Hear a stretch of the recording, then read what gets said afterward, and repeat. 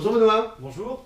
Merci de nous faire le plaisir de nous faire partager tout ton savoir sur les pro-marqueurs. Outil graphique, Mm. distribué par Winsor & Newton maintenant. Yes. Double pointe, outil graphique aussi bien pour le jeune qui a envie de dessiner son manga que l'étudiant en école d'art. Et puis là, en plus, dans cette vidéo, bien sûr, plein de petites astuces qui vont les aider Ça qui est drôle. à aller Ouais. outre le marqueur, outre le Truc produit. classique. Un truc important, c'est un marqueur à alcool. En effet. Donc évaporation, travail en Évaporation, surface. travail en surface, travail rapide, Ouais. donc un travail vraiment où le geste graphique prend, Oui. prend de l'importance, Ouais.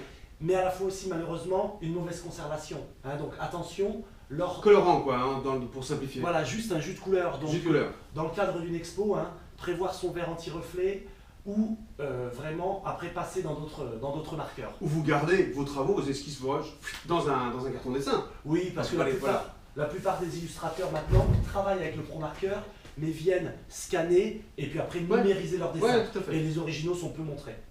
Allez, on y va, c'est le montre. C'est parti pour les astuces. Je vais vous parler des pro-marqueurs. Les pro-marqueurs, hein, ce marqueur d'école, ce marqueur bien connu par les dessinateurs et les étudiants. Petit rappel, on va travailler sur un papier spécifique pro-marqueur. Je vous verrai que ce papier, c'est presque un papier 2 en 1. On peut l'utiliser des deux faces, et ça vous le saviez peut-être pas. Donc ce papier spécial marqueur, notre marqueur déjà, 2 embouts, 2 pointes à ce marqueur, une pointe fine qui va vous permettre tout ce travail de trait et de dessin, et puis une pointe biseau qui va vous permettre là, plus vos zones de remplissage, et puis ensuite 3 grosseurs de traits selon comment vous maintenez ce biseau. Donc on va faire la démonstration. Ces marqueurs aussi bien utilisés pour du dessin manga que pour du design ou des petites illustrations de street art, etc. Donc on va voir un peu les nuances. Hein. On va partir comment on va pouvoir sculpter et modifier cette couleur. Marqueur à alcool. Donc pour nuancer les couleurs, ici on va utiliser la face supérieure de vos blocs. On va pouvoir placer sa couleur. Le papier vient engranger la couleur, la diffuser.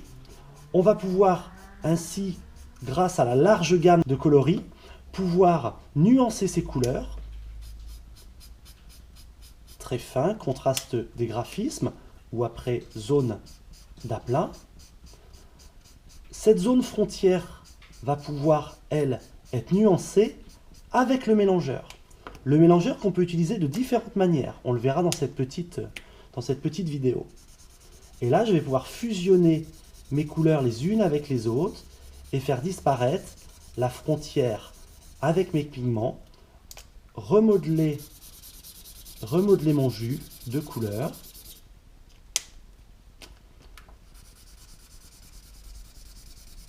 Fusionner mes teintes. Je vais pouvoir aussi me servir d'une feuille plastique sur lequel je vais déposer mes couleurs les plus denses.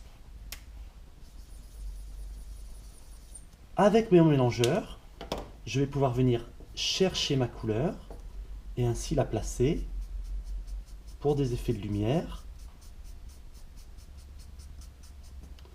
et apporter comme ça toutes mes ombres. Si je pars sur mon lettrage, par exemple, pour mes street artistes, je pars sur mes dessins de lettres.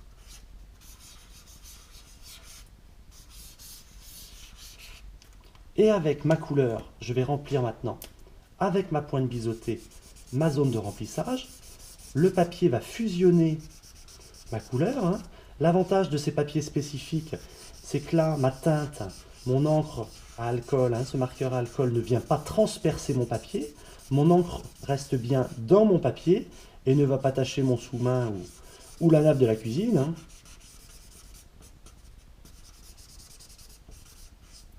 Je vais pouvoir donc apporter tous mes remplissages et ensuite sculpter mes motifs, mes reliefs, sculpter mes lettres, leur donner plus de vie.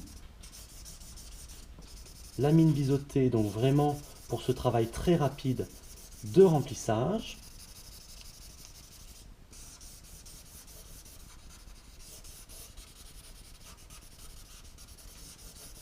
Voilà. Je peux, avec une autre couleur, en harmonie, venir créer des petites zones d'ombre.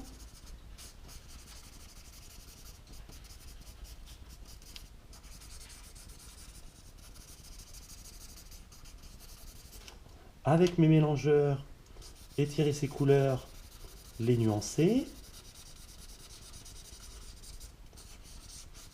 Mais aussi, comme je vous le disais précédemment, venir chercher de la couleur. On va se servir là du mélangeur comme un pinceau. Voilà, venir donner du reflet à nos lettres, un petit peu de mouvement. Donc là, que ce soit mon lettrage, mais que ce soit un flaconnage sur un cours de design, que ce soit des lumières sur un visage ou des reflets sur une basket, hein, on va vraiment là pouvoir jouer avec ce mélangeur, étirer un peu sa couleur, venir faire tous les jeux d'ombre. Donc là, j'utilise vraiment mon mélangeur comme un pinceau.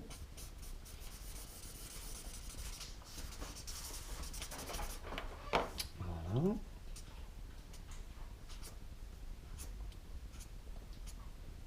La mine biseautée va nous permettre d'avoir des traits où on va pouvoir jouer les pleins et les déliés. Notre pointe fine, elle, va nous permettre de rentrer dans tout un travail de détail.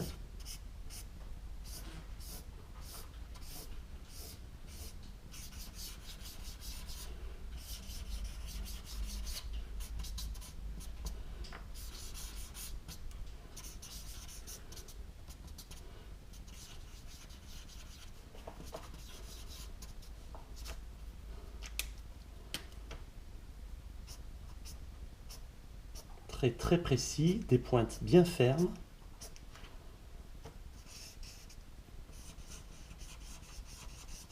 Voilà. Un remplissage qui permet vraiment là de superposer ces traits, de nuancer. Attention, là on est dans une teinte, dans un feutre à alcool, hein, donc les couleurs sont transparentes. Hein, donc attention à la superposition d'un jaune et d'un bleu. Hein, on n'aura pas un jaune qui va être couvrant. Hein. On va être dans un jus de couleur. Hein.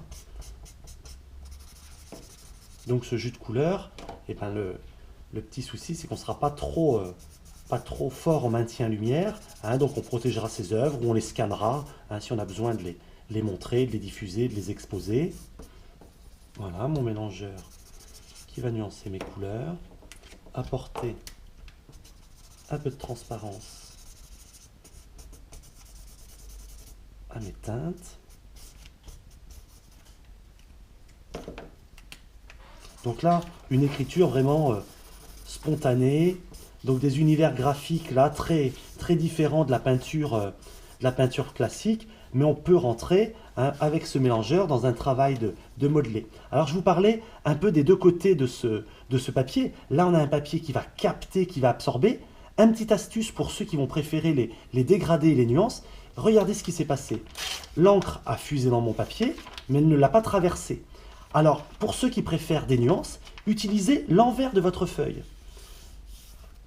L'endroit de la feuille vient vraiment capter la couleur et l'enfermer, alors que l'envers de votre feuille va garder la couleur en surface. Et là, vous allez pouvoir rentrer dans un travail beaucoup plus subtil, beaucoup plus nuancé. Donc là, dans un travail de portrait, dans un travail de dessin de mode, dans un travail qu'on voudrait un peu plus évanescent, un peu plus léger. Voilà, vous allez vraiment pouvoir la travailler simplement au doigt ou avec votre blender. Et là, le blender va presque se comporter comme un effaceur. Et on va pouvoir vraiment sculpter son trait, le recreuser. Hein, donc ces blocs de papier, eh ben, c'est vraiment un achat 2 en 1, hein, où on va pouvoir garder un trait très graphique sur l'endroit et un trait beaucoup plus évanescent, beaucoup plus fondu sur l'arrière. Et bien sûr, placer ensuite ces différents motifs selon ce qu'on va travailler. Voilà. Et partir sur ces petits croquis de nature morte, étirer sa couleur, la fuser, la mélanger. Donc là, avec notre blender et avec les deux faces de notre papier.